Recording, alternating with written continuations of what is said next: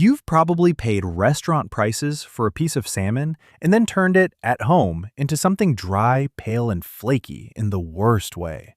The kind you push around the plate and finish out of guilt. Most people have overcooked salmon so many times, they think that firm, chalky texture is just what cooked salmon is. It isn't. That dryness is a mistake, and salmon is one of the easiest fish in the world to get right once you know what's actually happening. A Japanese cook, in a country that eats more fish per person than almost anywhere on Earth, turns out salmon that's silky, moist, and tender almost without thinking about it. Grilled as shioyaki, simmered, flaked into rice, it comes out right so consistently that dry salmon barely exists there. And here's the part that surprises people. The main reason salmon comes out dry has almost nothing to do with how long it spends over the heat. It's a decision made before the fish ever hits the pan, and I'll get to it in a second because it's the one that changes everything. But first, you have to know why salmon dries out at all, because it explains every fix that follows. Salmon is muscle and fat and a lot of water, and its protein sets at a surprisingly low temperature, far lower than chicken or beef. That's the trap. By the time most people think a piece of fish looks done, it's already been driven well past the point where the proteins seize and wring out their moisture.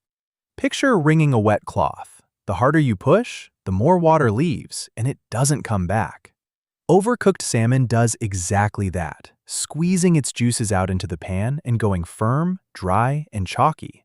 You can actually watch it happen once you know the sign. That white, waxy stuff that oozes out onto the surface of a cooking salmon fillet is called albumin, liquid protein being forced out by heat that's too high. A little is normal. A lot of it is the fish telling you, in real time, that it's being cooked too hard and drying out as you watch. Once you see it that way, the fix almost suggests itself. Everything the Japanese approach does is about keeping that water in the fish, and it starts before you even turn on the heat, with the fish you choose. A Japanese cook is unusually picky about the fish itself, and it matters more than any pan technique. Fresh, good quality salmon has firm, springy flesh, a clean smell of the sea rather than anything sharp or sour, and a bright, even color without dull gray patches.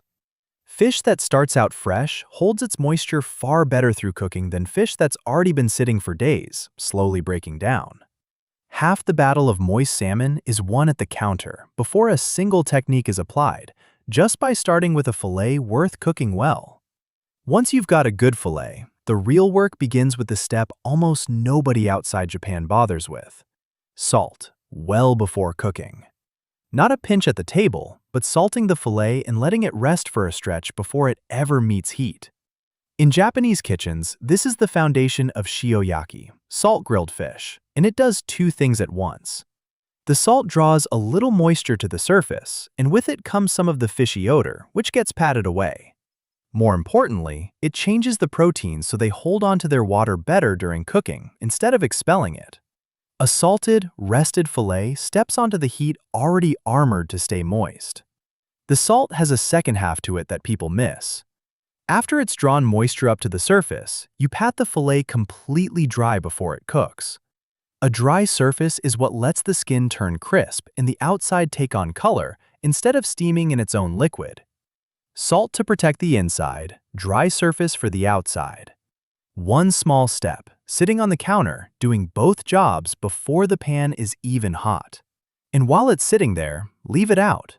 This is the other thing almost everyone does wrong, and it's so ordinary nobody thinks twice about it. Taking the fish straight from the fridge and dropping it, ice cold, into a hot pan. When the center is that cold, the outside has to cook far too long just to bring the middle up to temperature, and by the time the inside is done, the outer layer is already dry and overcooked. A Japanese cook lets the fillet sit out for 10 or 15 minutes first, so it loses that fridge chill and cooks evenly instead of from the outside in. It's the same salting rest doing double duty. You salt it, and you let it come up off the cold at the same time, and both of those quiet minutes are working for you before you've even lit the stove. One more Japanese habit is worth stealing, and it works on the dryness problem from a completely different angle: marinating the salmon in miso. This is the idea behind saikyo-yaki, the miso marinated grilled fish served in good Japanese restaurants. You coat the fillet in a mix of miso, a little mirin, and sake, and leave it for a day or two before cooking.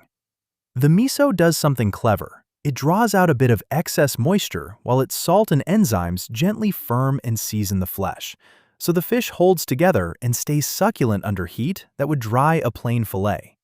It also caramelizes into a deep, savory, slightly sweet crust when cooked.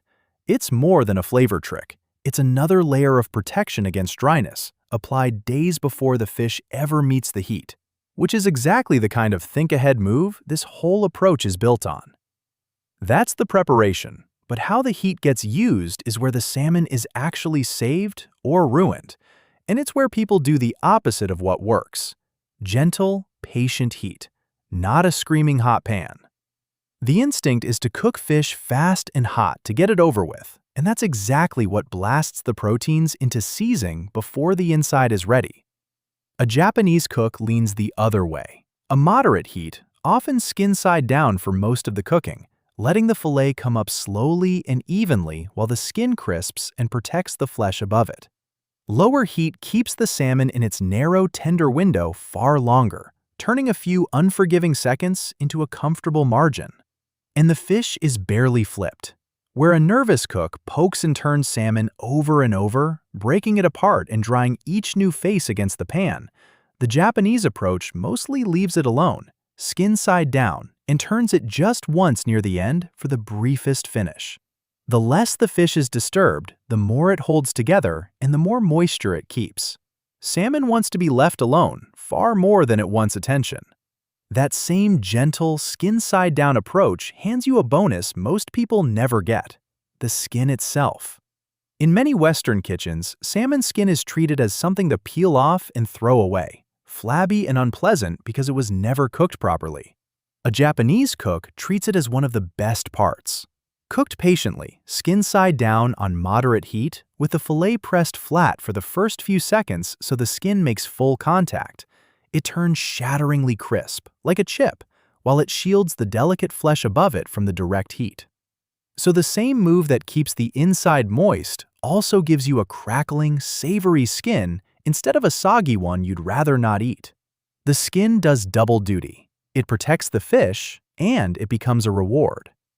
And then comes the part that undoes more salmon than anything else, the moment almost everyone reads wrong: knowing when to stop and pulling it early. Salmon carries enough residual heat to keep cooking after it leaves the pan, its center climbing several more degrees as it rests. A cook who waits until the fish looks completely opaque and firm all the way through has already gone too far, because carryover heat is about to finish the job on the plate. A Japanese cook pulls it while the very center is still slightly translucent, still glossy, knowing it will come up to perfect in the minute after. The fillet that looks a touch underdone leaving the heat is the one that's silky and just set by the time it's eaten. This one needs a careful word, because fish is one place where doneness matters for safety, not just texture. Cooking it to a gentle, just set, moist doneness is the aim, the tender stage good restaurants serve, rather than the dry, hard, fully firm stage most home kitchens overshoot to. Nobody's after raw fish here. If you're working with salmon you know to be fresh and of good quality, you cook it to that moist, just opaque point and let it rest. Cooked properly, but not a second longer. That last part is the whole difference between silky and chalky. Which leads to the smallest step, the one people skip because they're hungry.